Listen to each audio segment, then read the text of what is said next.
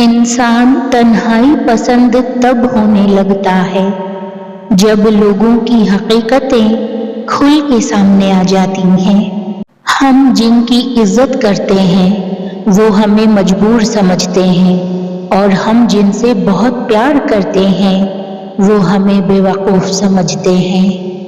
وقت، موسم اور لوگ سب کی ایک سی فطرت ہوتی ہے، کب کون کہاں بدل جائے پتہ ہی نہیں چلتا۔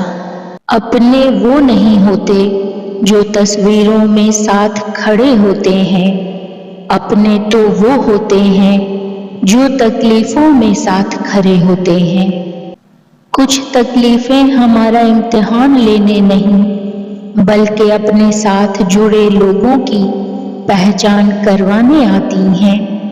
چھوٹی سی زندگی نے بڑا سبق دیا، رشتہ سب سے رکھو لیکن امید کسی سے نہیں۔ جو انسان ہر وقت سب کی خوشی چاہتا ہے، سب کے بارے میں اچھا سوچتا ہے، سب کا خیال رکھتا ہے، وہی انسان زندگی میں ہمیشہ سب سے اکیلا رہ جاتا ہے۔ وہی لوگ انمول ہوتے ہیں جو پریشانی میں دلاسا دیتے ہیں، عقل کی بات کرتے ہیں، ہمیشہ تنہائی میں اصلاح کرتے ہیں، کوئی لالچ نہیں رکھتے۔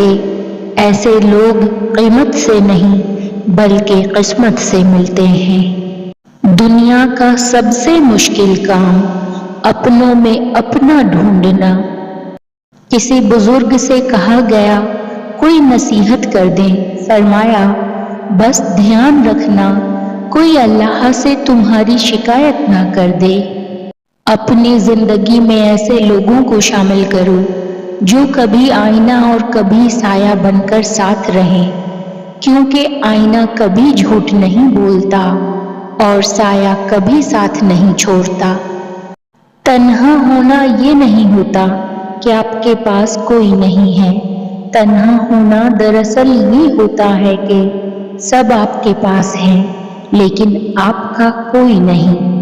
کبھی کبھی چپ رہنا شکایت کرنے سے زیادہ بہتر ہوتا ہے، کیونکہ جن کو ہماری شکایت سے فرق نہیں پڑتا ان کے سامنے الفاظ ضائع کرنے کا کیا فائدہ۔ زندگی میں لوگوں سے ایک ہی سبق ملا، جن کو ہم جتنا خاص کرتے گئے ان کے لیے ہم اتنے ہی عام ہوتے گئے۔ کچھ لوگ کچھ بھی نہیں کرتے مگر لوگ ان سے خوش رہتے ہیں، اور کچھ لوگ جان نکال کر ہتھیلی پر بھی رکھ دیں تو بھی ان کی قدر نہیں ہوتی۔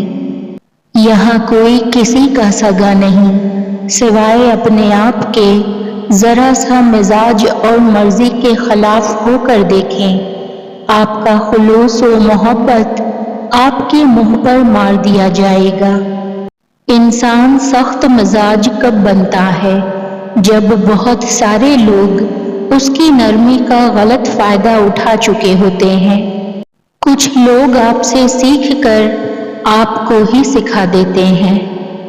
بے عزتی ہونے کے بعد اپنے دروازے اتنے مضبوطی سے بند کرو، پھر چاہے لوگ پچھتاوے کے آنسو لے کر آئیں یا معافی کے الفاظ، انہیں دوبارہ زندگی میں داخل نہ ہونے دو، کیونکہ عزت نفس بھی اللہ کی دی ہوئی ایک نعمت ہے۔